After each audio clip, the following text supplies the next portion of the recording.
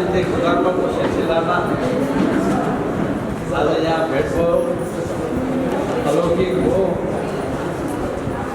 यहाँको उपस्थितिलाई मैले ठुलो सम्मानका साथ लिएको छु। हाम्रो आग्रहलाई स्वीकार गरेर आइदिनु भयो, त्यसको लागि म हृदयदेखि नै धन्यवाद व्यक्त गर्न चाहन्छु।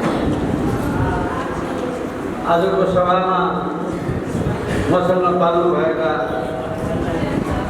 राष्ट्रिय शक्ति नेपालका केन्द्रीय पदाधिकारी नेता साथीहरू, राष्ट्रिय शक्ति नेपालका यो कार्यक्रममा सहभागी हुन बाह्र वर्षबाट आउनुभएका राष्ट्रिय शक्ति नेपालका नेता साथीहरू, यहाँ चितवन जिल्लाका राष्ट्रिय शक्ति नेपालका संस्थापक कृष्ण लामा भाइ लगायत यहाँका सम्पूर्ण केन्द्रीय एवं जिल्ला स्तरीय हाम्रो चौधरी भाइ र अरू सबै युवा भाइहरूलाई तपाईँहरूको निम्तोलाई स्वीकार गरेर आज यहाँ आउनु पाउँदा मैले आफूलाई भाग्यमानी सम्झेको छु। यो चितवन जिल्लामा मेरो राजनीतिक जीवनको 50 वर्ष बित्दैछ। अहिले यो 50 वर्षको अवधिमा मैले कति 100 पटक यहाँ आएँ होला, कहाँ साना ठुला भाषण गर्ने होला, यो रात कति दाजुभाइका घर घरमा बिताएँ होला, यो मैले अहिले सम्झन पनि सक्छु। तर एउटा घटना मैले अघि भीमबहादुरजीले भन्नुभएको घटना चाहिँ बिर्सिसकेका थिएँ। चितवनमा भएको एउटा घटना चाहिँ मैले जीवनमा कहिले पनि बिर्सेको छैन। त्यहाँ पर त्यति बेलाको विशाल आमसभा भन्नुपर्छ। कस्तो आमसभा भने म छाकै टाउको गर्नु त मिलेन, तर 40-50 हजारभन्दा बढी मान्छे हुनुहुन्छ होला। त्यहाँ भाषण गर्ने क्रममा जागृत भेटवालजी जो स्वर्गवास भइसक्नु, उहाँ हाम्रो भीमबहादुर श्रेष्ठजी, जागृत भेटवालजी वामको तर्फबाट, उहाँ काङ्ग्रेसको तर्फबाट हो क्या, म पञ्चायतको तर्फबाट, हामी तीनजना ठुला त्यस्तो भाषणमा हामी सँगसँगै थियौँ। मञ्चमा बसेको साथीहरू त ठिकै थियो, तल बसेको साथीहरूले चाहिँ वामको कुरा सुन्नुन्जेल दङ्ग पर्नु सुने, भीमबहादुरको कुरा सुन्दा झन् दङ्ग पर्नु सुने। मैले बोल्नेको ब भन्न पाएको छैन, तलतरबाट हाहाहरू गर्नु थालेँ। अनि मलाई लाग्यो यहाँ पक्का जेल भएको, यो केशरबहादुरलाई लखेटेरै पठाउनुपर्छ यहाँबाट भन्ने, यहाँ पक्कै योजना बनाएको भन्ने लाग्यो। मलाई त्यस्तो लाग्यो, किनभने अर्कोहरूकोमा केही भएर मेरो पालामा चाहिँ हावा हुनुपर्छ। अनि मैले मञ्चबाटै दोष लगाएँ। अहिले मैले तपाईँहरूलाई जे भने त्यही भनेर दोष लगाएँ। यस्तो पनि प्रजातन्त्र हुन्छ र आफूले भन्नु जति सबै कुरा भने सिद्धाउने, अर्काको कुरा जान्ने पनि नसुन्ने। म कसैलाई गाली गर्दै चाहिँ उपस्थित भएको छैन, मेरो सुने कुरा पनि नसुन्ने, नसुने होइन, यहाँ नसुन भने हो, यहाँ आऊ गर्न हल्ला गर्नलाई उहाँहरूले यो गरे भनेर मैले उहाँलाई दोष लगाएँ। अब यस्तो दोष लगाएपछि त उहाँलाई पनि मर्का पऱ्यो कि हो भन्नु पऱ्यो, होइन त्यो हुल नियन्त्रण गर्नु पऱ्यो। अनि म एकछिन माइक छोडिदिएँ, उहाँले चाहिँ माइकमा आएर त्यसरी हल्काएर गाली गर्नुभयो। तिमीहरूले मेरो कुरा किन सुन्यो? जब मेरो विरोध पक्षको कुरा सुन्न सक्दैनौ भने यहाँ तिमीहरू पनि नबस, म पनि बस्दैन। केशरबहादुरजीलाई यस्तो गर्नु मिल्दैन भनेर उहाँले त्यो मञ्चबाटै त्यो सभामा 20औं 30औं 40औं हजार मान्छेलाई हप्काउनु पर्छ। त्यसको बहादुर भीमबहादुर छ। एकछिनपछि त त्यो सभा त शान्त भयो। कस्तो प्यारो सभा भयो भने म ज्यानकै पनि मन्त्री नछोडौँ, माइकै नछोडौँ जस्तो म भने उहाँहरू सुने हो। प्रजातन्त्रको सकल स्वरूप यही। अघि उहाँले भन्नुभयो त्यो सत्य कुरा। त्यही कुराको कमीका कारणले आज हामी यहाँ आइपुग्यौँ। राजाले 8 वर्ष जेल हालेकै हो नि विश्वेश्वर कोइरालालाई। विश्वेश्वर कोइरालाले अन्तमा के भन्नुभयो? प्रजातन्त्र मासिनु हुँदैन, जो अहिले भीमबहादुरले भन्नुभयो जस्तै राजा मास्नु हुँदैन। राजा मासे प्रजातन्त्र मासिन्छ, प्रजातन्त्र मासे राजा मासिन्छ। यो बिपीले त्यति बेला भन्नुभएको कुरा। त्यस नाताले म चाहिँ बिपी भक्त, काङ्ग्रेस भक्त कोही पनि छैन। म राजा पनि चाहिन्छ, प्रजातन्त्र पनि चाहिन्छ भनिरहेको छ। अब राजा चाहिँ चाहियो, प्रजातन्त्र चाहिँ हुन्न भन्ने पनि खराब हो। यो सत्य कुरा हो। प्रजातन्त्र भएको चाहिँ राजा छैन भन्ने पनि खराब हो। किनभने नेपालको राजा अन्तको राजा जस्तो होइन। संसारभरि राजाहरू हटेका छन्, मासिएका छन्। यो सत्य कुरा। संसारभरि राजा भागेका पनि छन्। भाग्दाखेरि देशको सम्पत्ति थैला लिएर हिँडेका पनि छन्। अन्त विदेशमा ठाउँ किनेर बसेका पनि छन्। हाम्रो राजा चाहिँ कस्तो पऱ्यो भने मेरा पिता पुर्खाको जिम्मेवारी मैले सम्हालेर 3 वर्ष काम गरिदिन्छु। 3 वर्षमा ठेगान लगाएर म फेरि तपाईँहरूलाई नै फिर्ता दिन्छु। यो कर्तव्य मैले गर्न खोज्दा तपाईँहरूलाई चित्त बुझेछ। तपाईँलाई चित्त नबुझेपछि मैले जनताको नासो जनतालाई नै फर्काएँ। म देश छोडेर कहीँ पनि जान्न, मलाई बस्ने बास दिनुहोस् भनेर आफ्नो देशमा बास मागेर जङ्गलमा बस्ने जाने राजा यो विश्वमा कहीँ पनि छैन। हामीले त्यसै राजा चाहियो भनेर होइन। तपाईँहरू एकछिन कल्पना गर्नुहोस्, पृथ्वीनारायण शाहका पालादेखि आजसम्म देशमा 13वटा राजा। ल तपाईँहरूले भन्नुहोस् देशमा कतिजना राजाको नाम सम्झिन्छ देशवासीले? सम्झिँदैन। पृथ्वीनारायण शाहलाई सम्झिन्छन्, एकैताली राजा त्रिभुवनलाई सम्झिन्छन्। राजा त्रिभुवन र पृथ्वीनारायण शाहको बिचका राजा भयो। त्यतिका राजा छैन। त्रिभुवन पछाडि महेन्द्र, महेन्द्र पछाडि वीरेन्द्र, वीरेन्द्र पछाडि हालमालतिर यति हो राजा सम्झिने। अरू राजा हुँदैमा ठुलो मान्छे होइन। राजा देशको पालक, राजा साँचो अर्थमा संविधानको पालक हुनुपर्छ। त्यो संविधान चाहे लिखितमा भएको होस्, चाहे अलिखितमा भएको होस्। अहिले बेलायतको राजकुमारको स्वर्गवासको हालसाथ बेलायतीहरू रोइरहेछ। करोडौँ बेलायतीहरू रोइरहेछ। नेपालमा पनि असल राजा चाहियो भन्यो भने चितवनमा पनि त्यस्तो ठौकाहरू धेरै होला नि। कसो प्रतिगामी गरायो कुरा गर्छ। राजाको कुरो गर्यो भने प्रतिगामी भयो। त्यो बेलायतीले त प्रतिगामी भइस भनेर भन्ने ताकत छ त्यो ठोकाको। करोड बेलायतीले त राजा मानेको छ, ऊ चाहिँ प्रतिगामी नहुने। हाम्रो देशमा चाहिँ राजा भयो भने राम्रो हुन्छ भन्ने चाहिँ प्रतिगामी हुन्छ। संसार जितेर उद्योग व्यवसाय संसार जितेर विश्व जितेको जापानीले राजा मान्दा चाहिँ त्यो चाहिँ गामी हुने। हामीले हाम्रो देशमा पनि राजालाई ठिक हुन्छ भन्यो भने त्यो प्रतिगामी हुन्छ।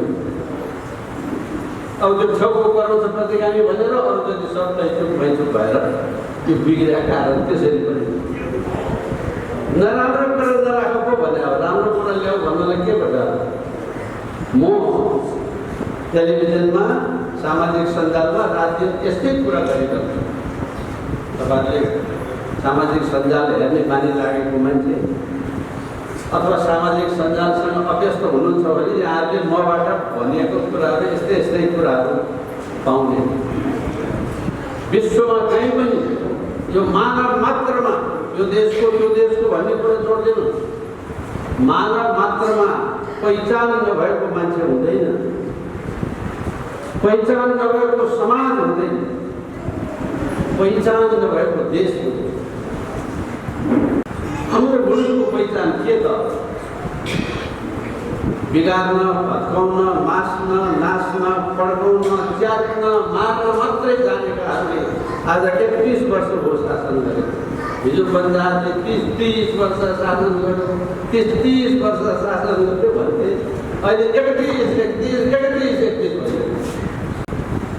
30 वर्षको गल्ती कमजोरीहरू सुधारिँदै 31 वर्ष बितेको भए कति राम्रो हुन्छ। हामीले राजा खोज्नु पर्यो। त्यस कारणले जनताको छोरो राष्ट्रपति हुँदा के नराम्रो? एमालेको राष्ट्रपति हुँदा एमालेको मात्रै राष्ट्रपति भयो, देशको राष्ट्रपति भए। हामीलाई देशको राष्ट्रपति, देशको राजा चाहियो। राष्ट्रपति भनेको राजा होइन, यो भाषागत कुरा हो। राजनेता भने हाम्रो चिजको नाम राज। राजनीति भनेको नीति नाम राजा, राजनीति नीति मध्येको सबभन्दा ठुलो कामको नाम राजनीति हो। त्यो राजा ज्ञानेन्द्रलाई सम्झिनुपर्ने कुरा होइन। राजा नाम नीति राजनीति हो, अर्थात् देशको सबैभन्दा ठुलो मान्छेले देशको हितको निमित्त गरिने नीतिको नाम हो राजनीति। आजको दिन देशमा गुन्डा नीति छ, लुट नीति छ, चोर नीति छ, फटा नीति छ, बेइमान नीति छ, बेस्या नीति छ, भ्रष्टाचार नीति छ, अरू नै नीति छ, राजनीति छैन। अनि जनतालाई चाहिँ के बुझाएको छ भने राजनीति भने यस्तै हो, जे पनि हुन्छ राजनीति हो। कहाँ राजनीति हो? त्यो त लुट नीति हो, घुसिया नीति हो, भ्रष्ट नीति हो, अरू नीति हो, राजनीति होइन। देशमा राजनीति खोज्नु परेको छ आजको दिन। राजनीति भनेको असल चिजको नाम, राम्रो चिजको नाम, मुलुकको हित हुने चिजको नाम राजनीति। त्यही कुराको खोजीको लागि राष्ट्रिय शक्ति नेपाल भन्नुपर्छ।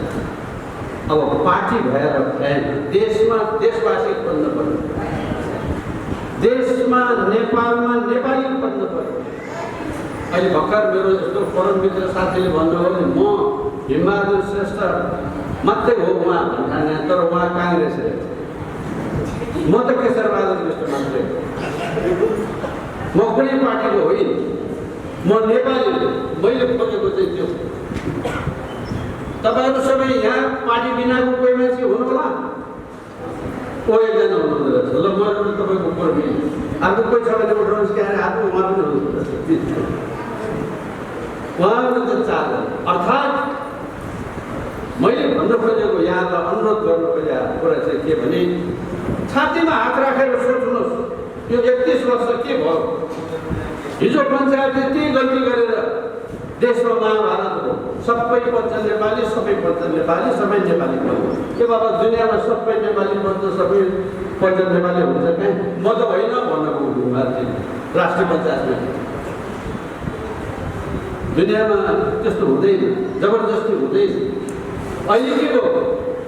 उता डिएसपी अफिसमा जानुहोस् त, तपाईँहरू जाने मान्छेले पहिले नै बाहिरै बसेर कागजमा टिप्नुपर्छ यो डिएसपी कुन पार्टीको हो, यो डिएसपी नेपाली हो कि होइन तपाईँहरूलाई थाहा छैन। यो कुन पार्टीको हो सोध्नुपर्छ। अनि त्यो पार्टीको मान्छे यहाँ जिल्लामा को छ ठेकेदार नेताहरू, त्यस कहाँ जानुपर्छ? लौ यो डिएसपीलाई यस्तो भनिदिनुहोस् भन्न जानुपर्छ। नेपाली भएदेखि म नेपाली भएर जाँदा उसले तपाईँको कुरा सुन्नु पर्थ्यो। तर तपाईँ नेपाली भएर त्यो डिएसपीले तपाईँको कुरा सुन्दैन। न्यायाधीश कहाँ जानुहोस्, पहिले नै बुझ्नुहोस् यो कुन चाहिँ पार्टीको न्यायाधीश हो। कर्मचारी सिडिओ कहाँ जानुहोस्, पहिले नै बुझ्नुहोस् यो कुन चाहिँ पार्टीको सिडिओ हो। त्यति त भयो। अस्पतालमा जानुहोस्, यो डाक्टर कुन चाहिँ पार्टीको डाक्टर। बिरामी भएर मान्छे अस्पताल जाँदा बिरामी पनि पार्टीको हुन्छ कहीँ? मान्छे बिरामी भयो, मान्छे पार्टी बिरामी भएको होइन। रामबहादुर बिरामी भयो, त्यो मान्छे बिरामी भयो। त्यो बिरामी मान्छे अस्पताल जाँदा पहिले बुझ्नुपर्छ त्यो डाक्टर कुन पार्टीको छ। अनि अर्को नेता निस्किन्छ जिल्लामा, त्यो नेताले उसलाई समाचार गर्दा हे त्यो डाक्टर हाम्रो पार्टीको हो म भनिदिन्छु भने नेपालीले अब बिरामीले औषधि पाउनु पाएन। त्यस्तो भएको अवस्थामा 46 सालको अन्तिम आमसभामा भाषण गर्दा बिपी कोइरालाले के भन्नुभयो भने भोलि आउने सरकार हाम्रो हो। निलोपट्टि र पहाडपट्टिको जन्मको अन्तिम भाषणको कुरा गर्दैछु।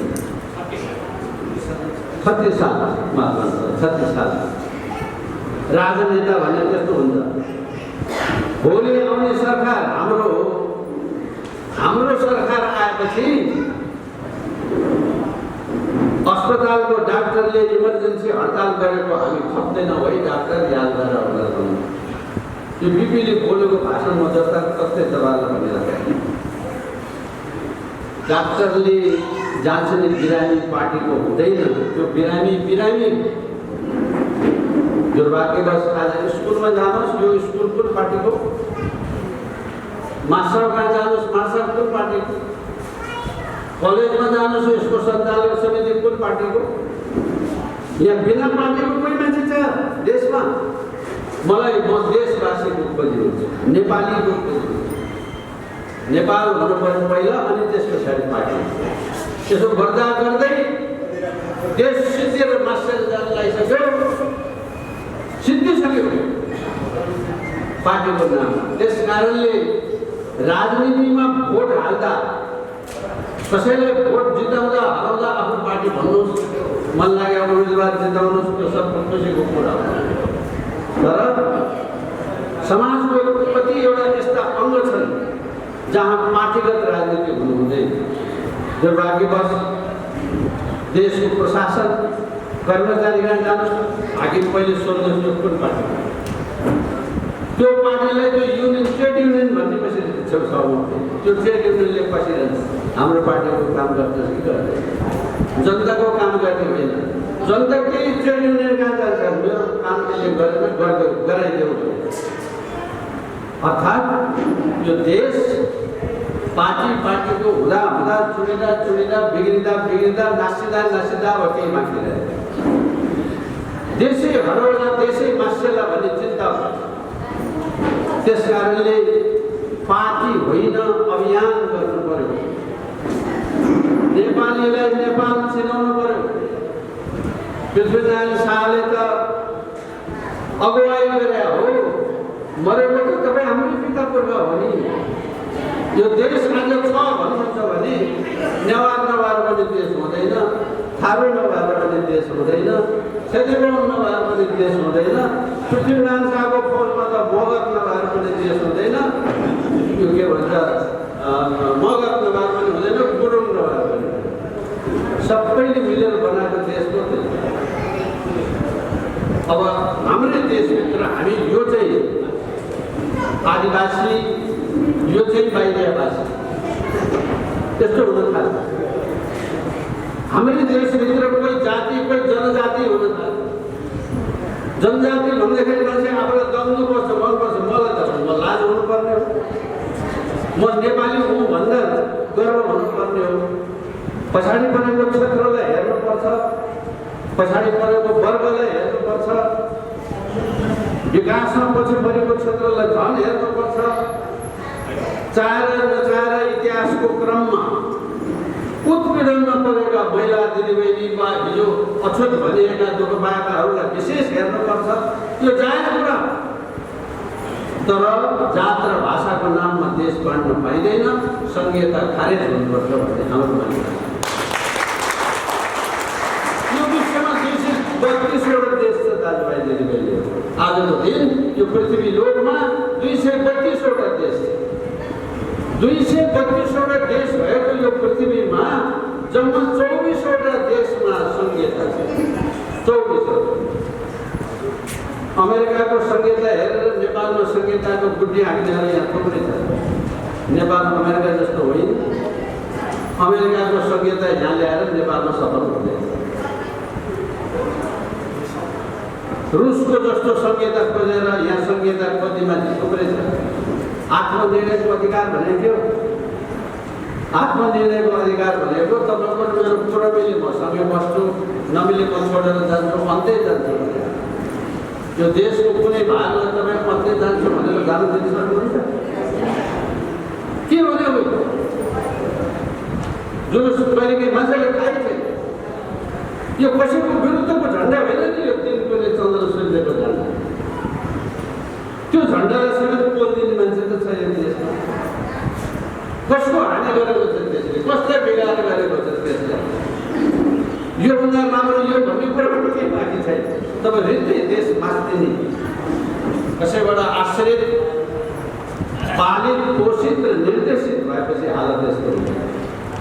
यिनै कुराहरूलाई समष्टिमा ध्यानमा राखेर यो देशमा राज संस्थाको पुनर्स्थापना संवैधानिक राजतन्त्रात्मक हिसाबले भएन भने, आफ्नो पहिचान सनातन पहिचान कायम भएन भने, संहिता खारेज भएन भने निकट भविष्यमा यो देश रहन्न भन्ने कुराको हामीलाई पूर्ण विश्वास भएको हुनाले दल छोडेर, पार्टी छोडेर, कुनै निजी स्वार्थ छोडेर यो अभियान राष्ट्रिय शक्ति नेपालको अभियानमा हामी लागेका हौँ। यसमा हाम्रो चितवनको हाम्रो कृष्ण लामा भाइले सुरुदेखि सहयोग गर्नु, यहाँ सबै जन्माउने काममै क्रियाशीलता देखाउनु।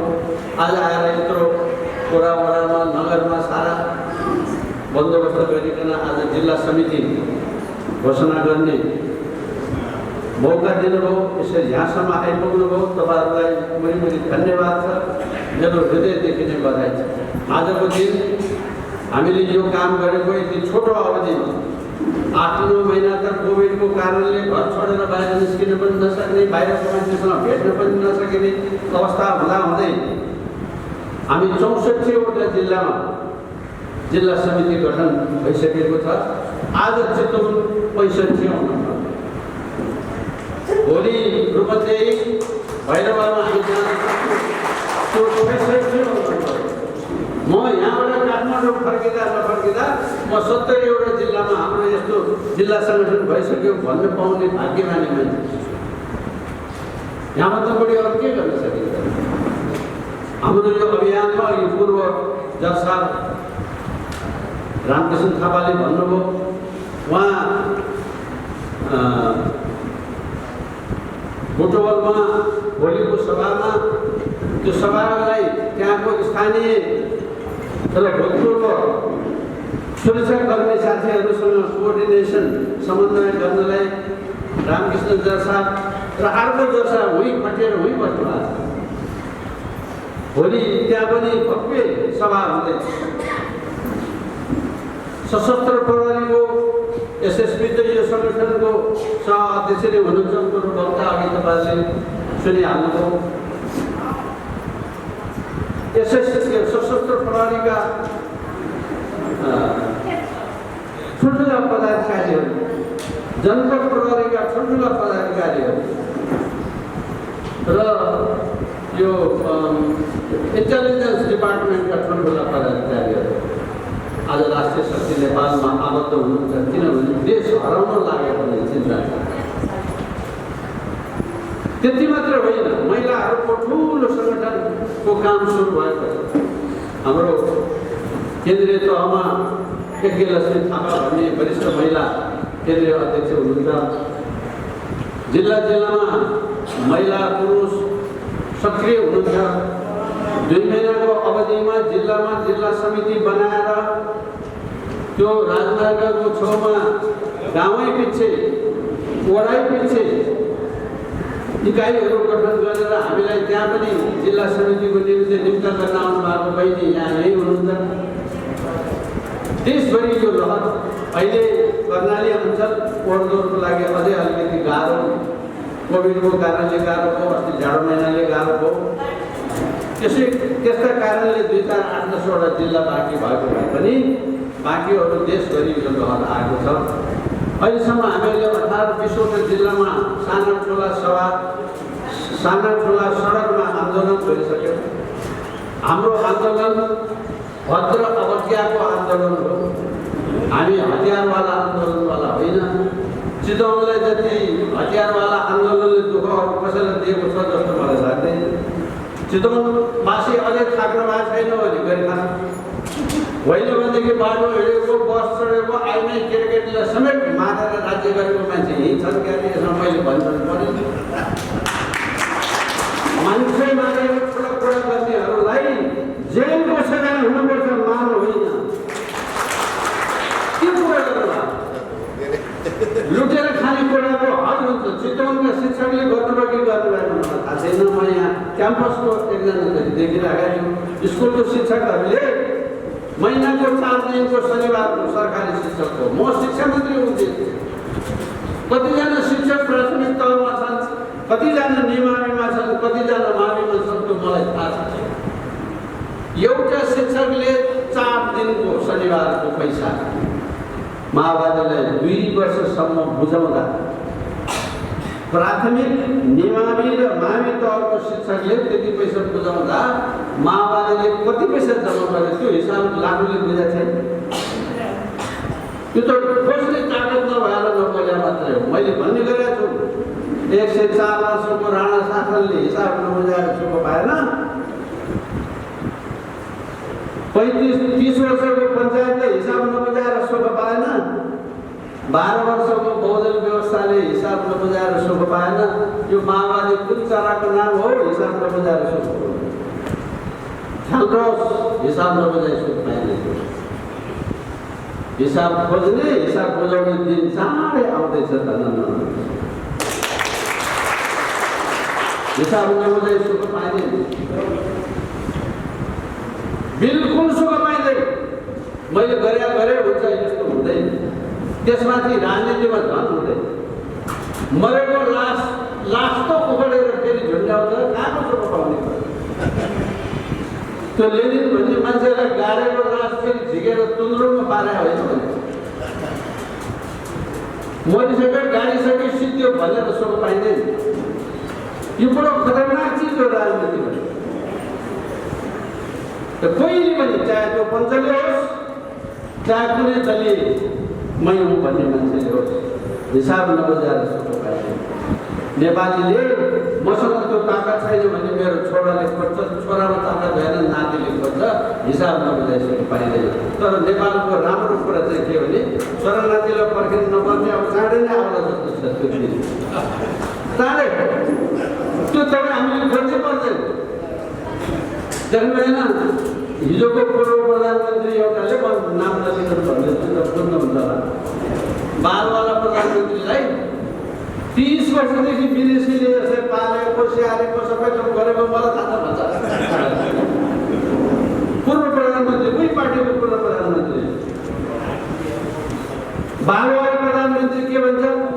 यसकी छोरीले भोट च्याति जितेको मलाई थाहा छ भन्छ। त्यो भोट च्यातेर जितेको थाहा भएको प्रधानमन्त्रीले के हेर्नु बसिरहेको छ? हामी टाढाको मान्छे म पार्टीले कसरी थाहा पाउने यो कुरा? चितवनवासीलाई थाहा छ नि, चितवनवासीको कुरा यही प्रधानमन्त्रीलाई थाहा छ नि। उही भनिरहेको मैले भने होइन यो कुरा। देशको प्रधानमन्त्रीले भनेको छ चितवनको नगरपालिकाको मेयर भोट लुटेर च्यातेर जितेको हो। कस्तो व्यवस्था हो यो? प्रजातन्त्र हिमालयले खोजा जस्तो प्रजातन्त्र भयो।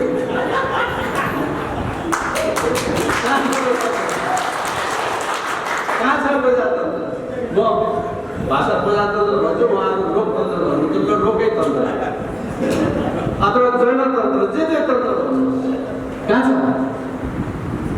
अनि हामी चाहिँ नि भएको भनेर बसेका छ। त्यसरी हुँदैन। संसारमा कहीँ हुँदैन। नेपालको मात्रै कुरा गरेर होइन, मैले भनिहालेँ, संसारमा कहीँ त्यस्तो सुख पाइँदैन। देशका आजभोलि कस्तो भइसक्यो भने हेर्नुहोस्, नेपाल बिग्रियो भने नेपालीले मात्रै दुःख पाउने होइन, छिमेकीले पनि दुःख पाउँछ। छिमेकीले दुःख पाउँछ भनेर हाम्रो छिमेकीले हाम्रो महाराजलाई अहिलेसम्म नगएर मान गरे त्यो माया गरेर मान गरे होला।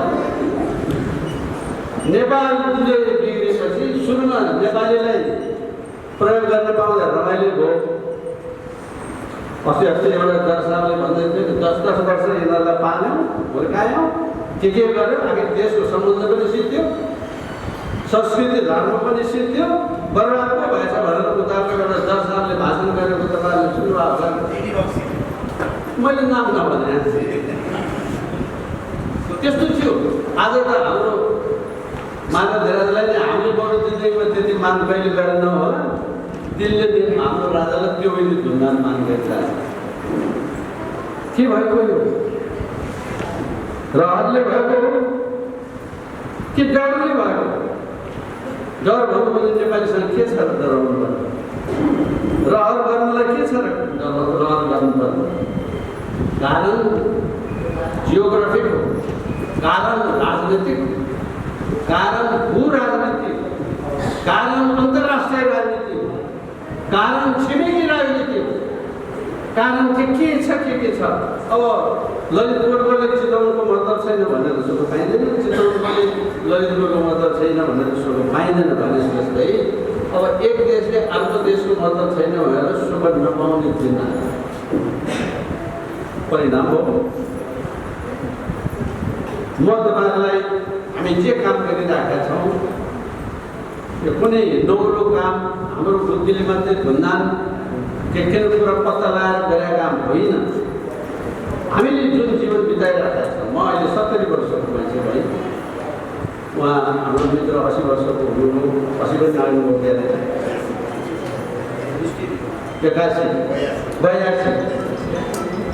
82 वर्षको उहाँको जीवनले भोगेको अनुभव गरेको कुरा नभन्नु म 70 वर्षको मैले 50 वर्ष म यो काम गरेर हिँडेको त्यो अनुभव चाहिँ भनेको यहाँ तपाईँहरू यस्तो बुजुर्ग मान्छे जति भने पनि हुनु 50 नागेको मान्छेले छातीमा हात राखेर एकताली सोध्नु हाम्रो मुलुक यस्तो पनि अवस्था थियो देशमा कुनै बेला आफ्नो देशमा आफ्नो रुपियाँ नचल्ने देश मात्रै हो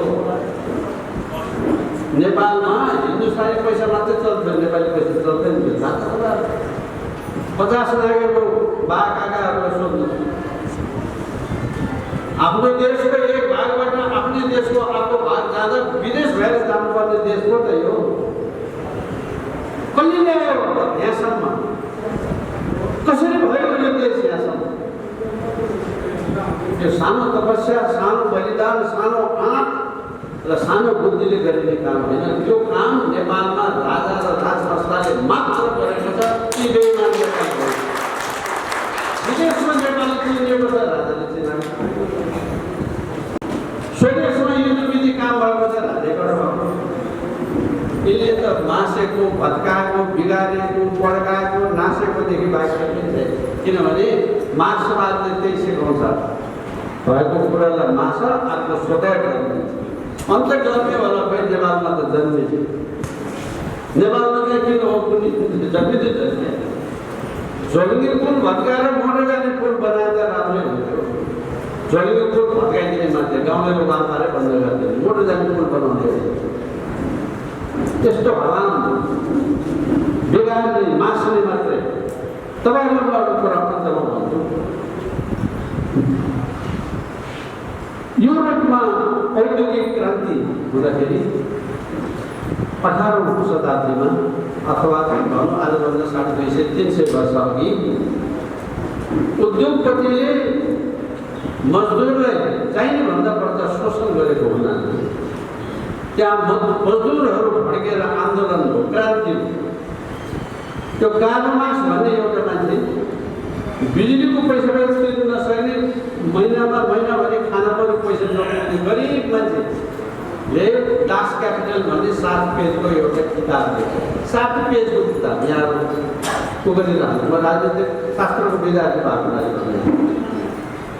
उसले त्यही भन्यो संसारमा राज्य मासिनुपर्छ वैधानिक अवे अफ स्टेट विश्व नै एक हुनुपर्छ सामन्तीहरूलाई मास्नुपर्छ सामन्तीले बनाएको कुरा बिगार्नुपर्छ हटाउनुपर्छ यो मास्ने हटाउने बिगार्ने बुद्धि चाहिँ सबै यहाँका मार्क्सवादीहरूले लिए बनाउने कुरा चाहिँ लिए त्यसो भएर हटाउने बिगार्ने मास्ने जति भयो बनाउने कुरा भयो बनाउनलाई त हेर्नुहोस् त्रिपुटी सन्धिभन्दा अघि 72 वर्षको बुढाले 72 वर्षको भक्ति थापाले खुकुरी बोकेर विश्व जित्ने बेलायतीको विरुद्धमा नाला पानीमा युद्ध गरेर यो देश जोगाएको होइन र? कहाँ छौँ हामीहरू भाइ? त्यो 72 वर्षको बुढा मात्रै होइन, लड्न गएका सिपाहीहरू मासिँदै मर्दै सिद्धिँदै अन्धमा केटाकेटी र महिला दिदीबहिनी मात्र बाँकी रहेको अवस्थामा छातीमा र ढाडमा दुध चुसाउने बच्चालाई पटुवाले बाँधेर खुकुरी लिएर बेलायतीसँग लडेर जोगाएको देश पो त यो। आज एउटा बङ्गाली बेच्नु भोलि बेच्नु, यसलाई थाहा छ यो कसरी बनेको छ भनेर मैले अघि नै त्यसो भएर भने पृथ्वीनारायण शाहले त अगुवाई गरे, मरेको तपाईँ हाम्रो पिता पुर्खा, मेरो आँखा अगाडि यो जमिनमा मेरो पुर्खाको रगत छ भनेर नसम्झिने मान्छे त्यो कपुत छोरा हुन सक्दैन। त्यति त्यो छोराले ख्याल गर्यो यहाँ मेरो बाउको रगत परेको छ, बाजेको परेको छ, जिजो बाजेको परेको छ, च्याप्टो बाजेको परेको छ, म जस्तै गुरुङको पनि परेको छ, थारूको पनि परेको छ, नेवारको पनि परेको छ। हामी सबै मिलेर देश जोगाउनुपर्छ भन्ने भावना आएन भने यिनले त बेच्न मात्रै जानेको छ, कहाँ बनाउन जानेको छ? बिगार्न मात्रै जानेको छ, कहाँ बनाउन जानेको छ? यो बिगार्ने र बेच्नेहरूको विरुद्धमा तपाईँ हामी अहिले जो अभियानमा छौँ त्यसको लागि म एकपटक पुनः यहाँ सबैलाई हृदयदेखि नै धन्यवाद दिँदै मलाई चितवनमा आएर यति कुरा राख्ने मेरो दाँत असाध्यै चिराएको थियो, अझ धेरै भन्न मन लागेको थियो। तर त्यहाँ पारिपट्टि गैडाकोटमा पनि मान्छे कुरिरहेछ, त्यो रजाइभन्दा माथि पनि मान्छे कुरिरहेछ, गाउँले पाली पनि कुरिरहेछ, अनि मलाई भैरवको हुनुपर्ने त्यस्तो अलिकति हतारकै कार्यक्रम पऱ्यो। अन्तमा म यहाँलाई एउटा हार्दिक अनुरोध चाहिँ के गर्न चाहन्छु भने गएको मङ्सिरको 15 गते हामीले काठमाडौँमा एउटा विशाल जुलुस गऱ्यौँ। गएको मङ्सिरको 15 गते, अहिले झन् 5-6 महिना भयो। अब यो वैशाखको कुनै दिन चाँडै एक राउन्ड हामीहरू यो सबै थोक गरिसकेपछि अब हामीसँग सङ्गठन पनि यति भइसक्यो। अब महापुजा नपुजा झन्डै 68-69 जिल्ला हुनुभयो। जिल्लाकै 10-20-25 मान्छे आइदिनु भयो भने यहाँबाट त मोटरसाइकल चढेर आउनु पनि सकिने ठाउँ छ, सामान्य खर्चले पनि आइपुगिन्छ। हामी ओलीले जम्मा गरे जस्तो 50,000को बुद्धि हाकेर बसको खर्च दिएर बाटाको खाजा खर्च दिएर मान्छे बोलाउन सक्दैनौँ। हामी कहीँबाट आश्रित पालित पोषित होइनौँ। यहाँहरूले आफैले यो मुलुकको निमित्त मैले यति चढाएँ भनेर मुक्तिदान गर्नुपर्छ, त्यो पनि हामीलाई दिनुपर्ने होइन, बसको खर्च हाल्नुपर्छ, आउनुपर्छ।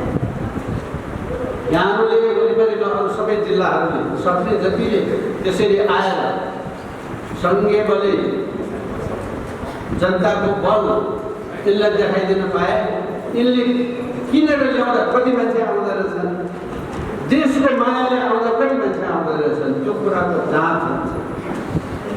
म चितवनको लागि यति मात्रै भन्न सक्छु, म सक्छु कि सक्दिनँ थाहा छैन।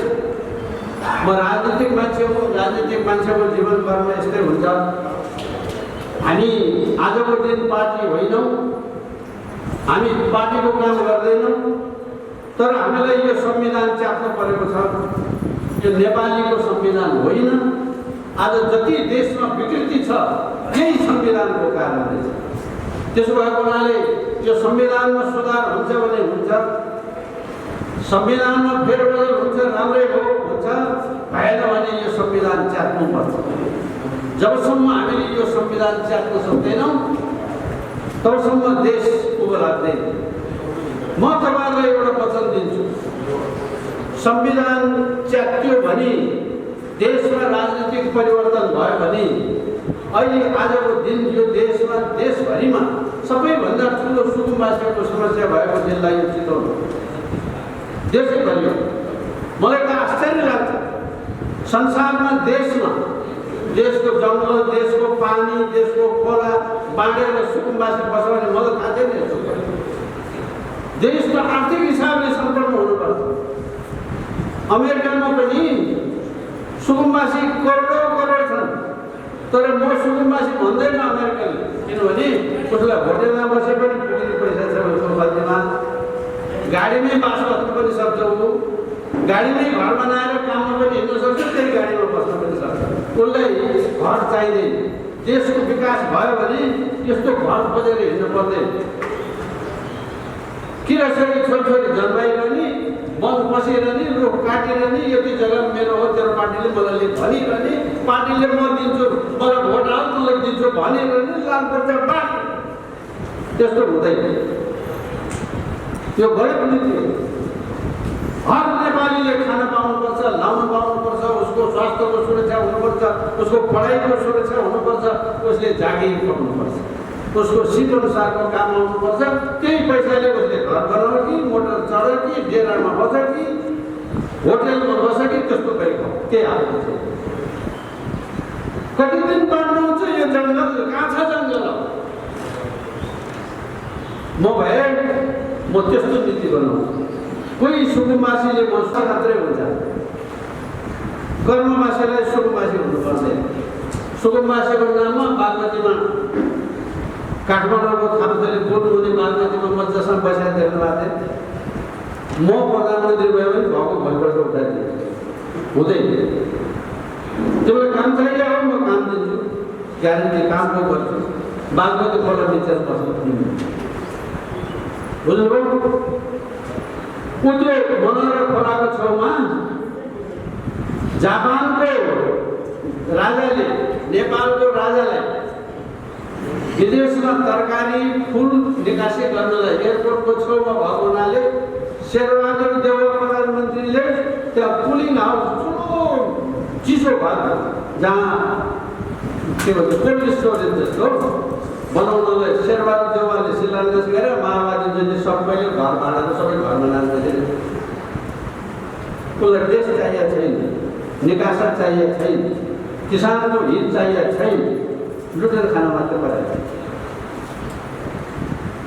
त्यस कारणले सुकुम्बासीका विषयमा राजनीति नै सुकुम्बासीको नाम छ। त्यहाँ कतिजना यहाँ जग्गा लिँदै बेच्ने खान पल्केका सुकुम्बासी जति पनि हामीले तर चितवनमा सुकुम्बासीको समस्या नराख्ने वचन चाहिँ म गर्न सक्छु।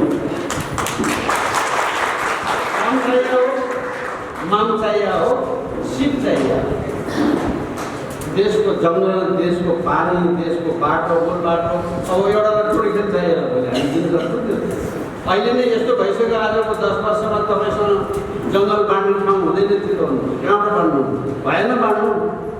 हिजो त टोलले जति सक्यो त्यति गरी खायो, आज त्यस्तो छैन। यो त फेरि एमालेले झुक्याएको जस्तै हुन्छ।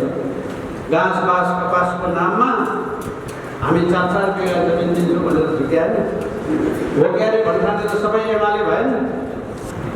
खोइ 4 बिघा जमिन हामी त्यही बेला भनेर हिँड्थ्यौँ, ए बाबा तपाईँलाई यति मूर्ख बनाएको पनि याद भएन।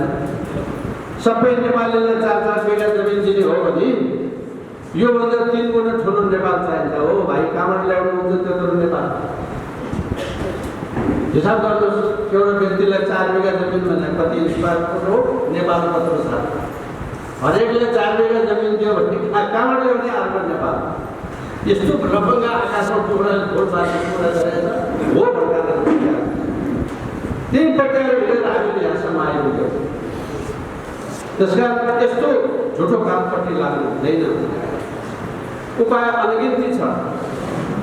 ताकत चाहिन्छ, निर्णय गर्ने आँट चाहिन्छ र आफ्नो पेसा र आफ्नो विचारप्रति यति इमान्दार हुने म भीमजी जस्तो मान्छे चाहिन्छ। उहाँ 82 भइसक्नु भएछ। 82 भने भर्खर जीवन सुरु भएछ, केही छैन। चाँडै सत्ता परिवर्तन हुन्छ, तपाईँको भीमजी ठुलो मान्छे भएको देख्नुपर्छ। अझै हामी पहिले पनि सँगै काम गरेर मान्छे हौँ। चितवनमा यस्तो दाजुभाइहरू जति पनि छ, क्षमतावान छन्। तपाईँहरूलाई पुनः एकपटक धन्यवाद गर्न चाहन्छु। अब तपाईँहरूले अमल गर्नुभयो किन मलाई थाहा छैन। कृष्ण लामाजीलाई नै सभापति बनाएर जानुपर्दा मलाई कति चाहिँ मन परेको छैन। अब संस्थापक मान्छे अरू काम गर्छ, कति फेरि चिजलको छ अरू भाडा दिनु अब भनेको यो अलिकति त्यति मिलाउँदै छु भन्नुभयो हो। तर जो समिति सचिवजीहरू युवा भाइहरू जो आउनुभएको छ मेरो हार्दिक स्वागत छ। सँगै बसेर काम गरौँला। हाम्रो लक्ष्य यो देशको परिवर्तन हो, यो संविधानको परिवर्तन हो, नेपाली र नेपाललाई स्वाभिमानी मान्छे बनाउनका लागि मैले कति भनेर पनि दर्शन दिने कुरा आफ्नो घरको जहान परिवार पाल्नलाई 50 डिग्रीको गर्मीमा जिउँदो मान्छे गएर वापस फर्काएर ल्याउनु पर्ने देश। व्यक्ति काम खोजेर संसारमा हिँड्न सक्छ, काम खोज्दालाई व्यक्ति हिँड्नु व्यक्तिको कुरा हो, तर देशले मान्छे बेच्न पाइन्छ? कस्तो देश होला जहाँ देशले मान्छे बेच्छ? मलाई प्रतिदिन निन्द्रा लाग्दैन यस्तो कुरा देख्दा। व्यक्ति संसारमा स्वतन्त्र भएर कहाँ जान्छ, उता काम गर्छ, उता काम गर्छ। चुनावमा धाँधली हुने जस्तो कुरा व्यक्तिले धाँधली गर्छ। छोरोले आफ्नो भाउ जिताउन 3 भोट हालिदिन्छ, झुक्क्याएर हालिदिन्छ, काकाको हालिदिन्छ, कस्तो कस्तो हालिदिन्छ। तर राज्यले धाँधली गर्न पाइन्छ? देशले धाँधली गर्न पाइन्छ?